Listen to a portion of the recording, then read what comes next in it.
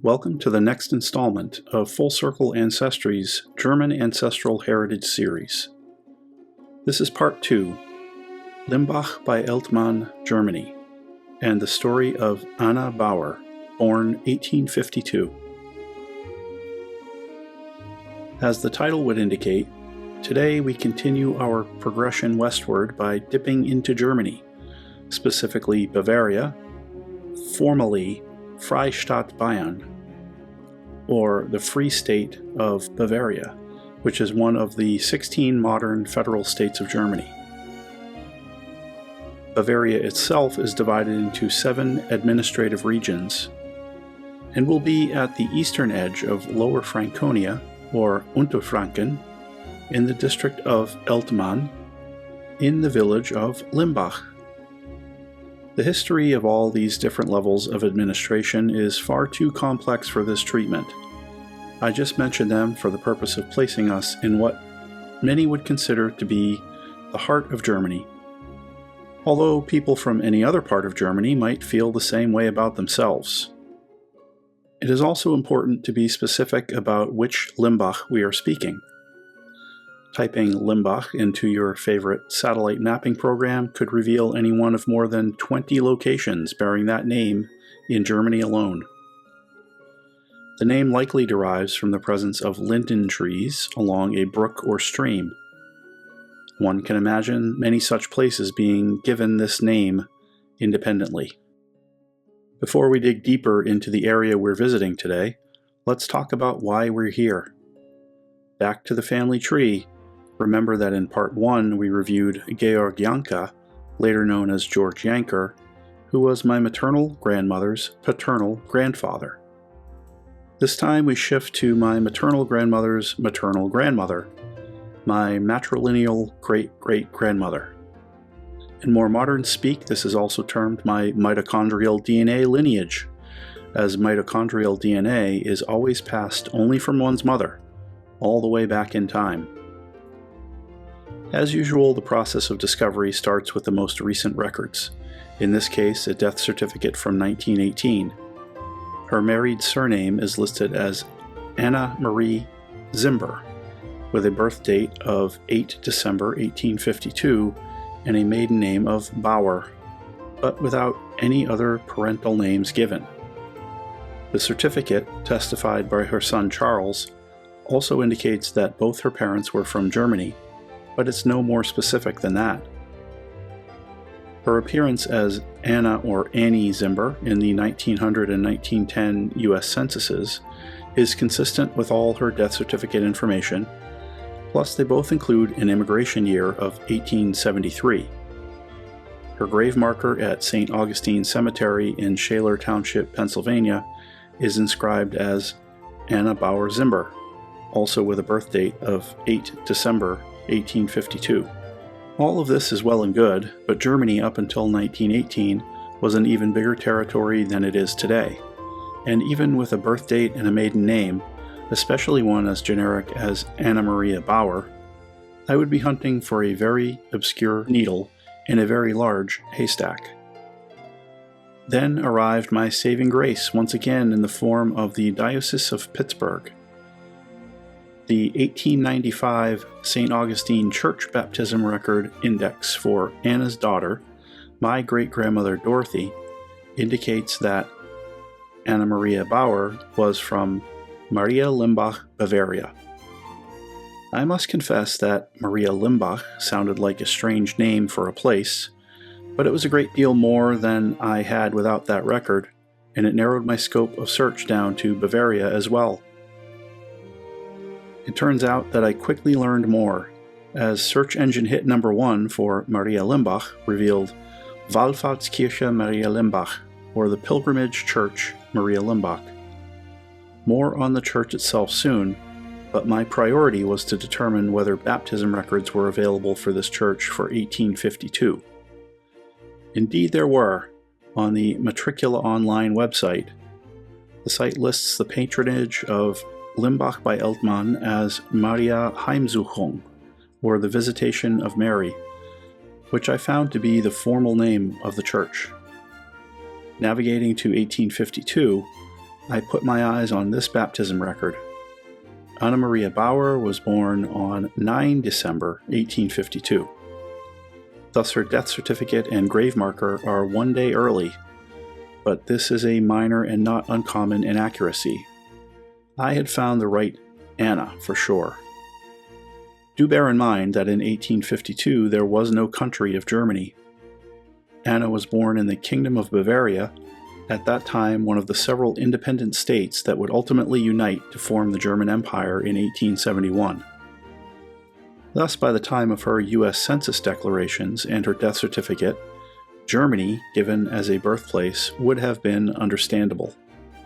The fact that her daughter's Pittsburgh baptism record in 1895 specified Bavaria as part of Anna's birthplace was helpful.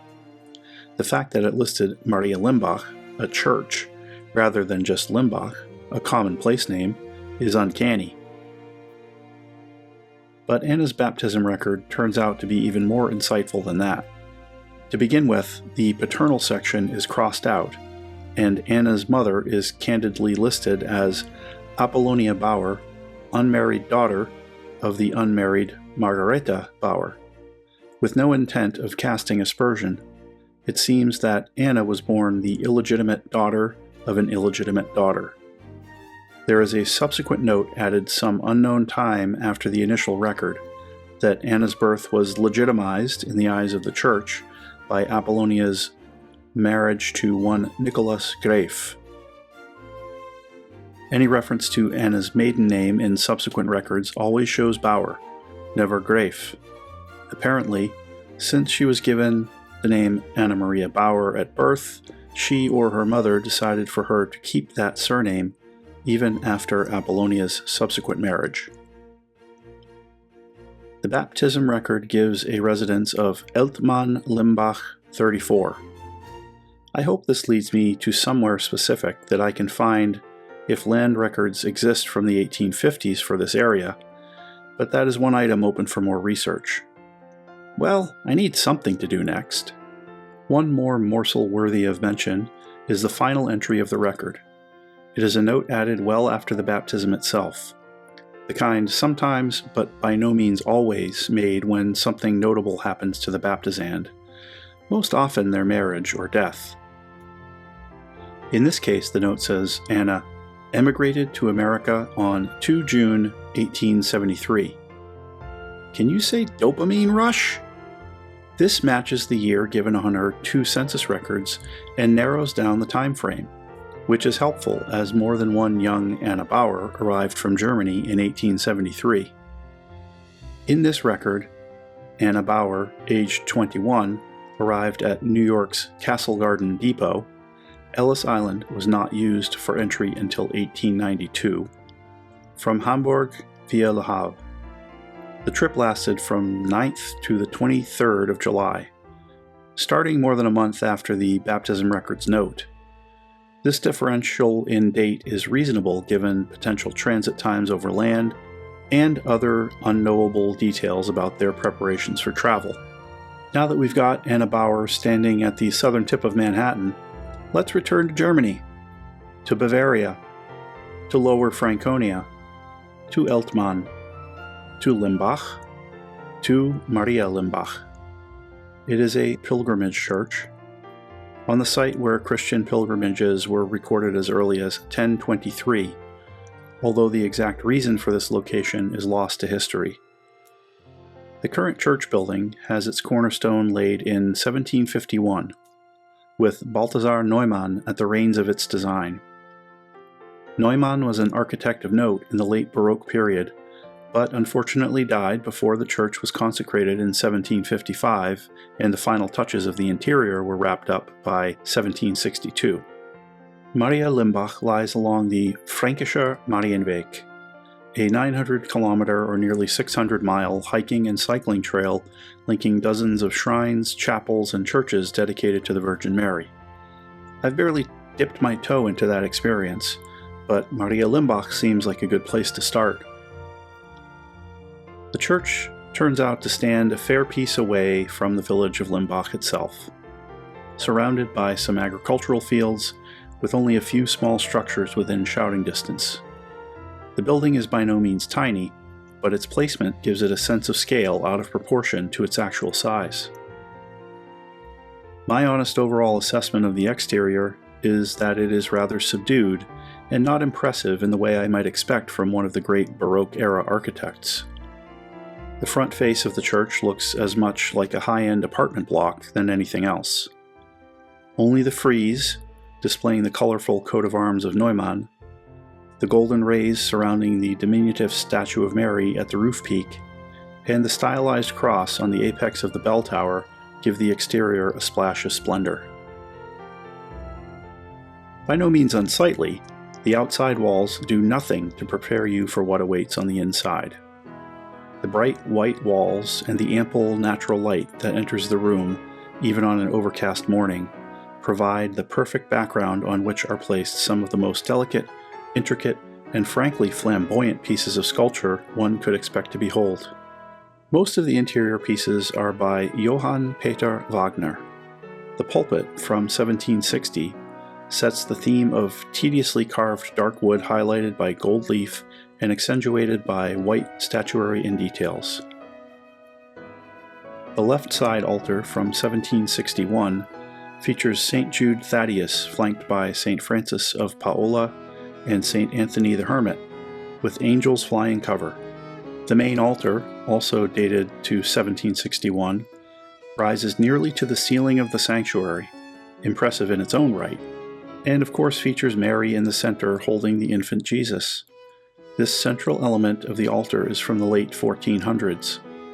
She is surrounded by accompanying angels and her parents, Saints Anna and Joachim, with plenty of angels to hold up the shields, Electa ut Sol and Pulchra ut Luna, chosen like the sun, beautiful as the moon. A couple of cherubs have also snuck in there to hold up the coat of arms of one Adam Friedrich von Zeinsheim, who apparently donated enough coin to make the main altar a reality. The right side altar is dedicated to St. John Nepomuk, who is flanked by St. Charles Borromeo and St. Francis de Sales. Angels abound, though several are disembodied heads. Hey, let's give Wagner a break here. This altar was also finished in 1761, and he had a busy year or two in cranking all this work out. Some corners, or necks, had to be cut to save time somewhere. The last of the main attractions on the ground level of the church is this Pietà, a depiction of Mary cradling Christ's body after his crucifixion. The central statue itself is said to be from 1420. The surrounding frame was completed in a style consistent with the church's theme, although it was completed not by Wagner, but in the shop of a now unknown local craftsman. I could go on and on with more details of all those pieces and carry on about more minor pieces and the subtle touches that make this immaculately maintained church live up to the reputation of its namesake. But let's leave it here. Oh, did I mention that the ceiling is also nice? And that causes me to look up, which also compels me to acknowledge the dandy pipe organ that graces the loft. It was constructed by Johann Philipp Seufert in 1755 to 1756, making it predate most of the church's other main elements. Adding a touch of symmetry, it also bears the coat of arms of Zeinsheim, who bankrolled this masterpiece in addition to the main altar. Let's step back outside and shift our focus to Limbach itself. The small village is directly on the Main River, not the Main River. The name, instead, is supposed to have derived from the ancient Celtic name for the river. The Main is the longest river entirely within Germany, 525 kilometers or 326 miles long, and it's the longest tributary of the Rhine River. Since a canal now connects the Main and the Donau, or Danube, it serves as a shipping corridor all the way from the Black Sea to the North Sea. To promote this commerce, the Main has been somewhat tailored to the task, as evidenced by a comparison of this map from the mid-1800s to the modern satellite image. This large bend that runs through the village of Sand am Main, this counterbend above Limbach, and this near right angle in the river east of Eltmann have all been coaxed either out of existence or left as lazy sideshows for the main route of the Main River. And this is just a roughly 10-kilometer or 6-mile section. Let's look at Limbach more closely. In the old map, we can see the church notated as Marian Limbach and the small village nestled against the river. This line might indicate a ferry point where one could get across to the north side of the river. Someone must have looked at a map like this and surmised that since the shortest distance between 2 points is a straight line, why not dig such a straight line right here? One lock system later and voila, a nice straight path navigable by boats like this one. A few minutes' time and the ship is once again on its way. Just a quick look at Zant, which already had some alternative channeling in place in the 1800s. The minimal difference in elevation across this section obviates a lock system for the shortened channel, so it was ripe for rerouting with simpler technology, presumably a bunch of people with shovels. The former horseshoe curve down through Zant has morphed into a series of ponds that faintly indicate the original course, but now serve as recreational areas alongside the quaint village. Our last stop today will be Eltmann. It also neighbors a former turn in the river that has been cut straight, again leaving hints of the original section, now providing boat docks and a tree-lined green space in place of shipping traffic. Eltmann was once a small walled city, and although there is a faint impression of this arrangement in today's street layout, there are no extant walls. In the town square is a fountain dedicated to St. John Nepomuk. It sits across from the Roman Catholic Church of Saints Michael and John the Baptist, finished in 1837 using a few bits of an older church structure on the same site from the 1200s. Nearby the square is a historic brewery. Hey, listen, I just follow my nose. And a cozy tavern where I could enjoy a break before completing my journey. Even on the old map, the once impressive fortress known as the Walburg, standing on a hill at the edge of town, was marked as being in ruins. In the old days, several hundred steps were the only means of reaching the top. Though the entryway at the base has been tidied up, the steps do proceed up the hill. I decided to use the auto road, which now leads to the remnants of the Walburg, which today is merely the old tower. There are indications that a further structure once extended from the tower, but that's long gone. There are a couple notables near the tower, a sort of wishing well with a modern steel ladder extending down to something, and a war memorial capped with a Stahlhelm motif, originally dedicated to the local fallen of World War I, with a plaque added to include those from World War II. Too bad the tower wasn't open when I happened to be there, but I managed to get a view of the surroundings from an even higher vantage point. Bringing it back full circle, there's Maria Limbach Church in the distance. With that, thanks for watching this episode of the German Ancestral Heritage series. Please like, subscribe, and consider supporting the channel as listed in the description. The next Perspectives episode is coming up, where we'll wander the streets of a Bavarian village with a pint-sized castle, a special beer culture, and a few other worthwhile odds and ends. See you soon.